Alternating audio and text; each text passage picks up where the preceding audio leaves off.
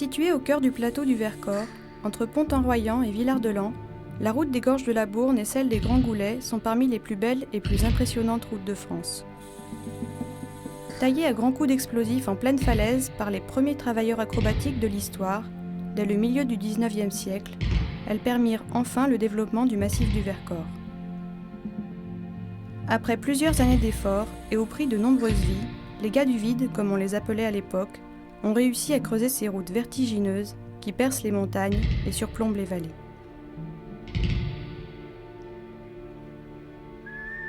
Aujourd'hui encore, d'importants travaux doivent être effectués chaque année sur ces falaises sans cesse fragilisées par l'érosion, afin de limiter les chutes de pierre et d'assurer la sécurité de ces routes étroites.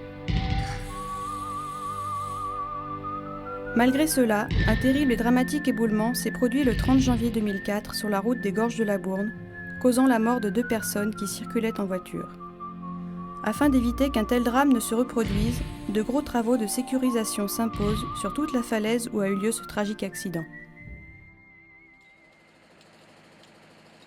C'est l'entreprise grenobloise Hydrokarst, spécialisée entre autres dans les travaux sur corde, qui a été chargée par le Conseil général de l'Isère d'effectuer les travaux nécessaires à la sécurisation du site. Vu l'ampleur de la tâche, elle a dépêché ici plus d'une quinzaine de cordistes expérimentés pour traiter la zone délicate créée par l'éboulement et permettre ensuite la reconstruction de la route. Venus des 4 coins de la France, ces gars de tous les âges, dont beaucoup sont des pères de famille, se retrouvent ici pour un chantier qui s'annonce long et technique. Il y a une quinzaine d'années, c'était surtout des guides de haute montagne qui faisaient ce métier. Aujourd'hui, ceux qui travaillent sur corde sont issus de milieux complètement différents. Les équipes ne sont donc plus composées uniquement de professionnels de la montagne, mais d'une majorité de gens d'autres horizons, tous plus ou moins attirés par le côté aventure de ce métier pas tout à fait comme les autres. La première phase des travaux consiste à partir du haut de la falaise, à environ 200 mètres au-dessus de la route, afin de purger toute la paroi jusqu'à la zone de l'éboulement. Car avant même de toucher à la fragile cassure créée par l'effondrement du surplomb, il faut d'abord éliminer tout risque de nouvelles chutes de pierre.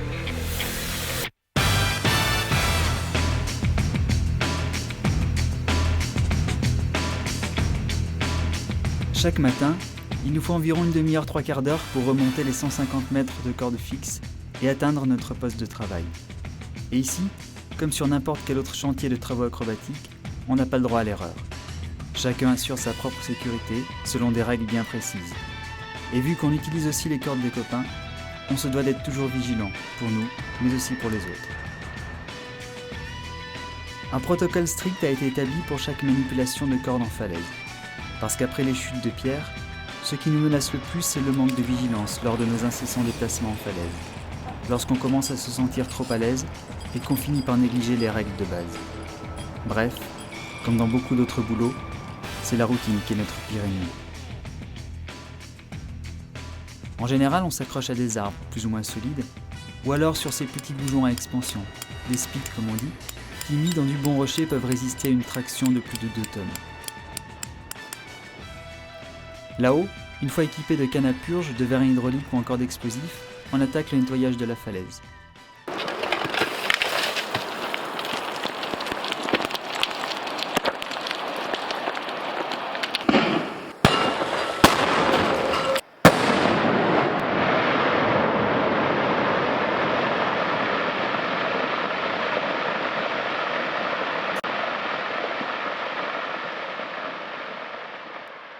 La purge est un moment sympa qu'on apprécie tous particulièrement. C'est un peu physique et parfois dangereux, mais le spectacle est souvent impressionnant.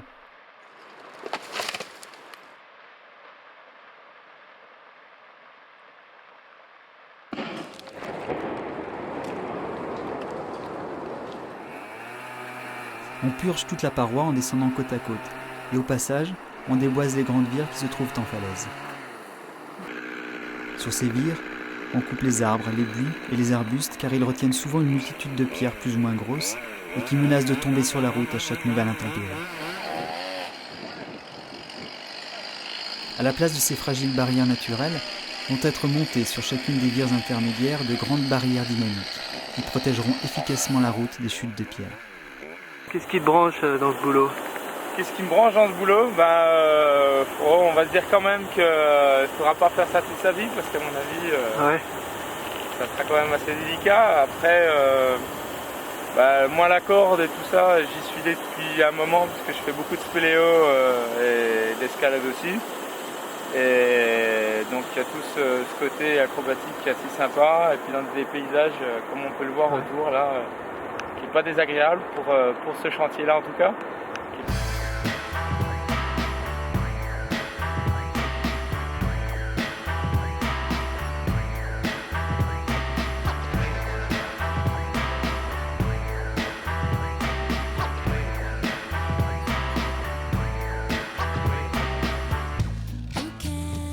Après la phase de purge et de déboisage, qui a duré plus d'1 mois, le bureau d'études géologiques d'Hydrokarst, spécialisé dans les risques naturels, vient recenser les différentes masses rocheuses encore menaçantes de la paroi.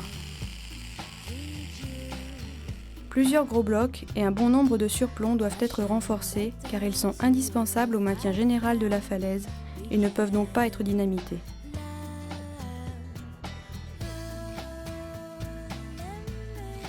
Après analyse, le bureau d'études détermine le nombre et la profondeur des trous de foration, ainsi que l'emplacement des différentes barrières de protection. Pour la suite du chantier, on fait appel à l'hélicoptère, seul moyen rapide et efficace pour monter tout en haut de la falaise, les hommes, le matériel et les lourdes machines de foration.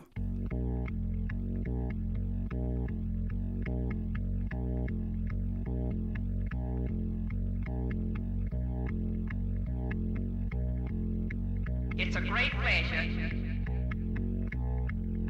It's a great pleasure.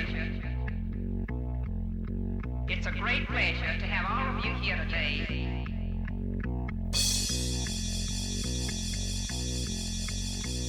I thought you all might begin your tour here.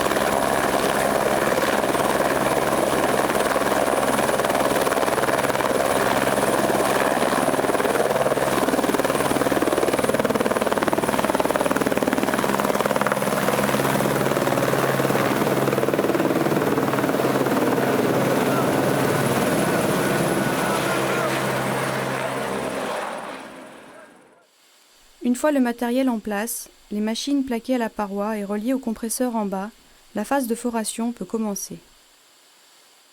C'est souvent la phase la plus importante et la plus longue sur les chantiers de travaux sur corde en milieu naturel. C'est donc un travail technique qui est confié à des foreurs expérimentés. Pour creuser le rocher au diamètre et à la profondeur requis par le bureau d'études, 3 différentes machines sont utilisées selon l'importance de la zone fragile à clouer.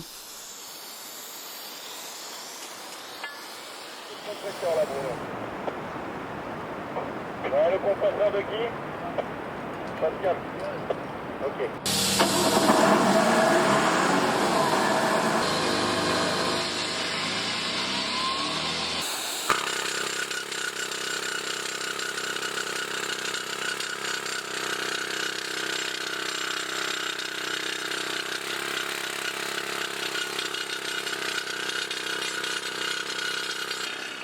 Pour les petits trous de 1 à 5 mètres de profondeur et de faible diamètre, on utilise un T18, machine d'une vingtaine de kilos, qui se manie seule ou à deux, et qui par pression, rotation et percussion fore le rocher grâce à un taillant et à des tiges de foration en acier. L'air comprimé, qui sert à faire tourner la machine, passe aussi dans la tige de foration pour expulser la poussière de roche qu'on appelle le cutting.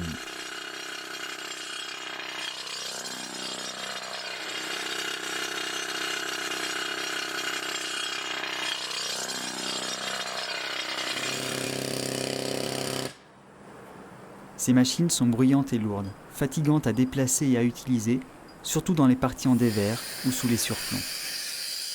Elles sont surtout particulièrement usantes pour les articulations et pour la tête à cause de leurs satanées vibrations.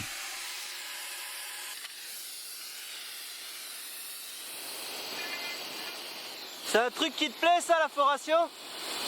C'est trop de bruit.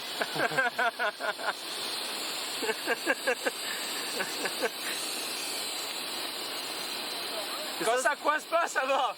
Ça fait partie intégrante d'un chantier TP, ça. T'es obligé d'y passer. Obligé d'y passer. Non,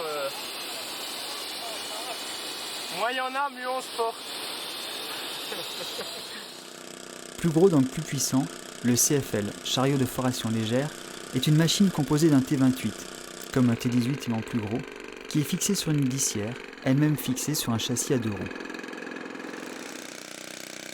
À l'aide de 2 manettes, le foreur commande l'avance et le recul du marteau sur la glissière. Ce n'est donc plus lui qui doit forcer sur la machine pour qu'elle puisse forer. Idéal pour clouer des zones fragiles de la falaise, comme des petits surplombs, des gros blocs ou des écailles, le CFL permet de forer en plus gros diamètre et jusqu'à une dizaine de mètres de profondeur.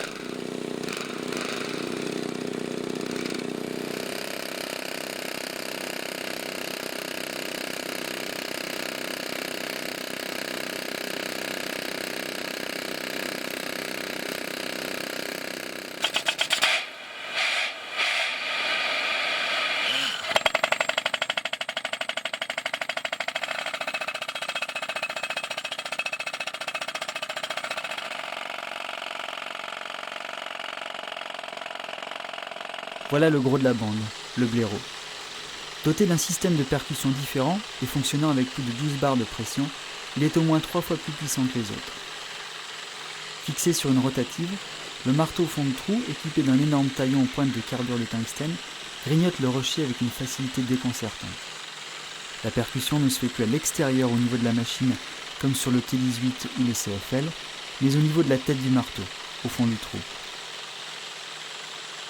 Plus lourd, donc plus difficile à déplacer, le blaireau est taillé pour les gros trous, pouvant aller jusqu'à une vingtaine de mètres, et sert surtout pour les ancrages de plaquage des grosses zones fragiles de la falaise.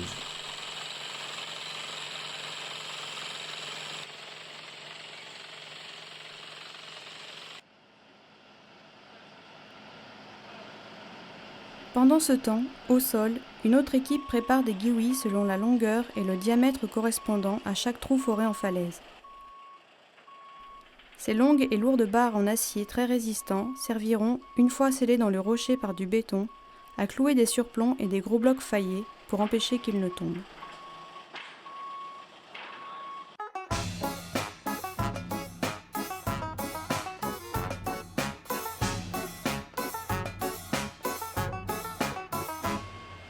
Hissées à la main pour les plus petites, au treuil et à la tyrolienne, ou encore à l'aide de l'hélicoptère pour les plus grosses, chaque barre est montée et rentrée jusqu'au fond de son trou.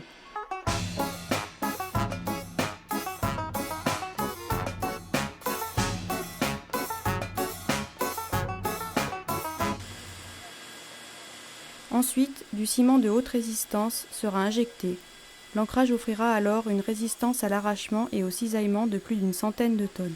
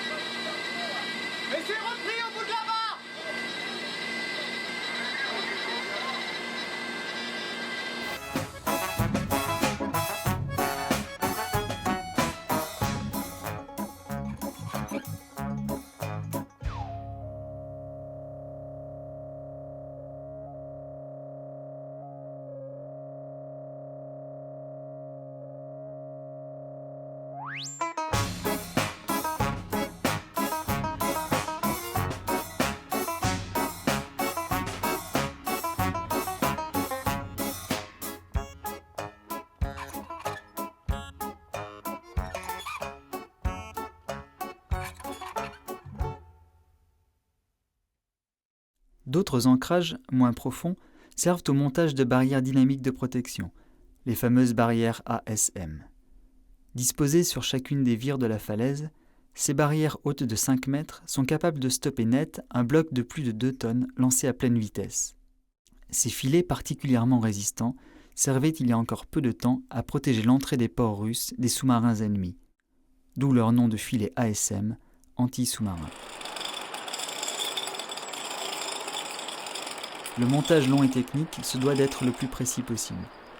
Pour que la résistance de la barrière soit maximale, il faut respecter les distances et les angles entre les poteaux et les ancrages et faire attention dans le positionnement des nombreux câbles. En effet, lors d'un impact, certains de ces câbles doivent coulisser entre eux dans une platine afin d'amortir le choc et d'éviter la casse.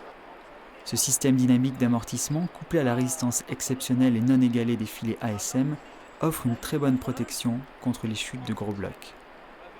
Tout est monté à la main, à l'aide de câbles, de tire forts, de poulies et de pas mal d'huile de coude.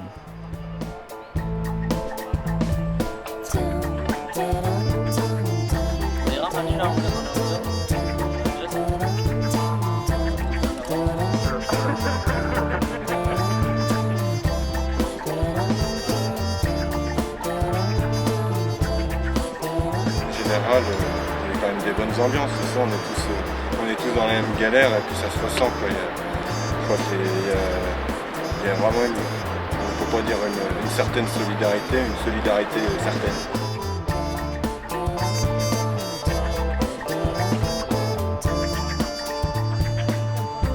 T'en es content de ton métier?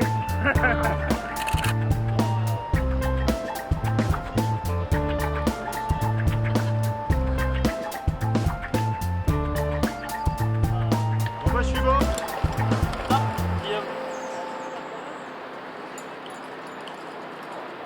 Et ouais, puis après je vais essayer de prendre un... Bon, un peu dessus déjà, ça va suffire pour rapprocher le truc.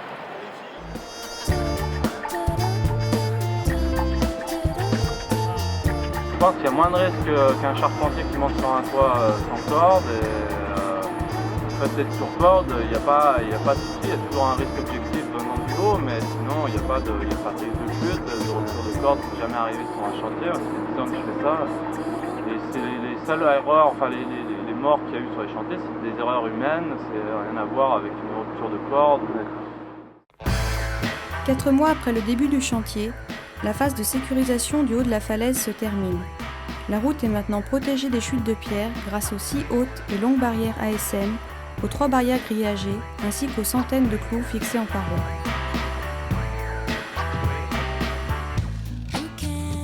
La première étape du chantier étant finie, la seconde phase des travaux, c'est-à-dire le traitement et la consolidation du surplomb créé par l'éboulement, peut commencer en toute sécurité.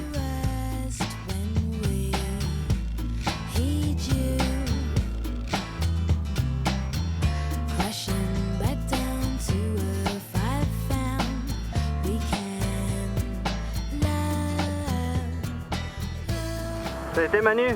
Bien. Ouais. Bonne journée de fini. J'ai fait quelques dénivelés là, aujourd'hui. Ouais. Tout là-haut, on était tout là-haut. Tout en haut. Tout en haut.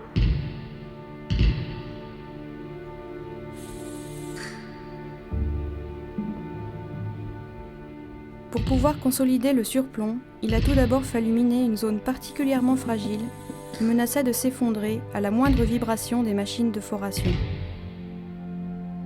Ensuite, ce sont 2 équipes d'une vingtaine de foreurs qui vont se relayer 16 heures par jour, 6 jours sur 7, pour forer durant plusieurs semaines plus de 250 trous de 7 à 12 mètres de profondeur le long de cette fragile cassure.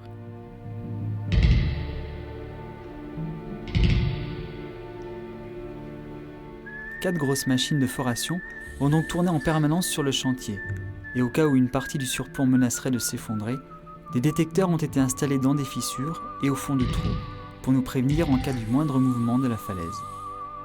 Pour des raisons de sécurité, afin d'éviter de trop fragiliser le surplomb, dès qu'un trou est foré, on y rentre tout de suite une barre et on y injecte du ciment. Ensuite, ces 250 barres seront précontraintes à l'aide de vérins hydrauliques, c'est-à-dire qu'au lieu de servir de simple ancrage passif, elles exerceront chacune une pression de plus de 15 tonnes sur le surplomb, ce qui devrait normalement empêcher pour un bon bout de temps qu'un nouvel éboulement ne se reproduise. Sécurisée, la route sera ensuite dégagée, puis reconstruite à l'aide d'autres ancrages et réouverte à la circulation. Durant ces 7 mois de chantier, on aura utilisé en tout plus de 6 km de cordes, plusieurs centaines de mousquetons et des milliers de SMI. Des dizaines d'heures d'héliportage auront été nécessaires. Environ 5 km de trous auront été forés dans la falaise, ce qui représente plus de 30 tonnes de barres rentrées et scellées.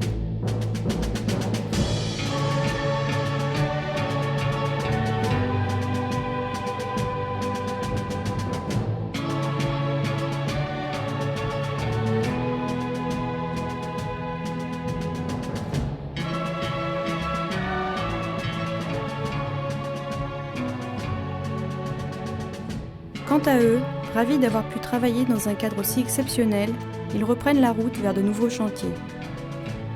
D'autant plus satisfaits qu'il n'y a eu aucun accident, ce qui n'est pas toujours le cas, car même si heureusement les accidents mortels sont très rares, ce ne sont pas les risques qui manquent quand on travaille sur corde et en falaise.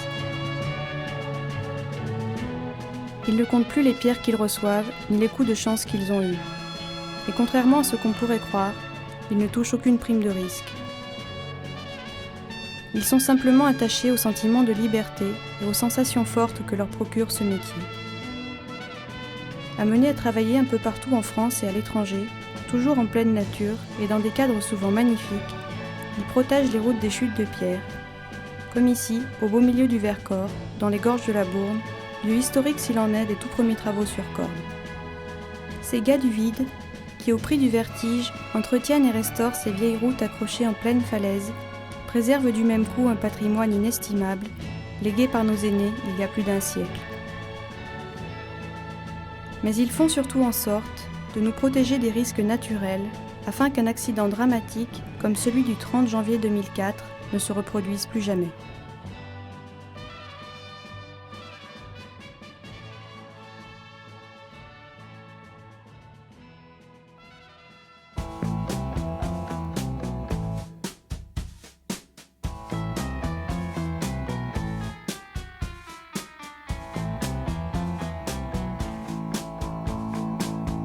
There's a nail in the door and there's glass on the lawn, tacks on the floor and the TV is on. And I always sleep with my guns when you're gone. There's a blade by the bed and a phone in my hand, a dog on the floor and some cash on the nightstand. When I'm all alone, the dreaming stops and I just can't say. What should I do? Just a little baby.